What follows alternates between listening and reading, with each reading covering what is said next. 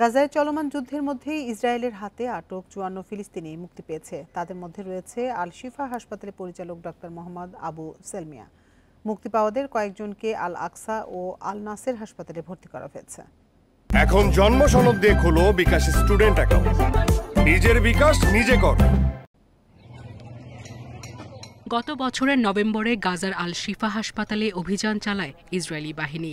হামাসের সাথে সংশ্লিষ্টতার জেরে হাসপাতালটির পরিচালক ডাক্তার মোহাম্মদ আবু সেলমিয়াকে তুলে নিয়ে যায় তারা। আটকের প্রায় ৮ মাস পর সোমবার মুক্তি পান আবু সেলমিয়া। বন্দীদের উপর ইসরায়েলি বাহিনীর ভয়াবহ নির্যাতনের কথা জানান তিনি। আমার সঙ্গে গাজার বিভিন্ন হাসপাতালে কয়েকজন চিকিৎসক ও নার্স ছিলেন। আমাদের প্রতিদিনই নির্যাতন করা হতো। আমার আঙুল ভেঙে দেওয়া হয়েছে, মাথায় বারবার আঘাত করায় রক্তক্ষরণও হয়েছে। সেলমিয়া জানান, জিজ্ঞাসাবাদের সময় অনেক বন্দী মারাও গেছেন। তাদের ঔষধ ও খাবার দেওয়া হতো না।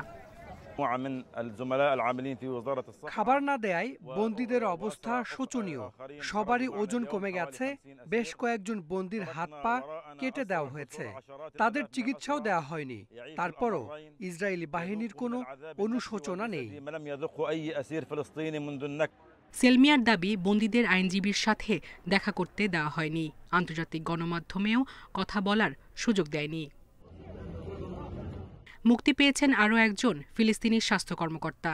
দক্ষিণ গাজার আল নাসের হাসপাতালের পরিচালক নাহের আবু তাইমাকেও মুক্তি দিয়েছে ইসরায়েল। সায়রা খান, ইন্ডিপেন্ডেন্ট নিউজ।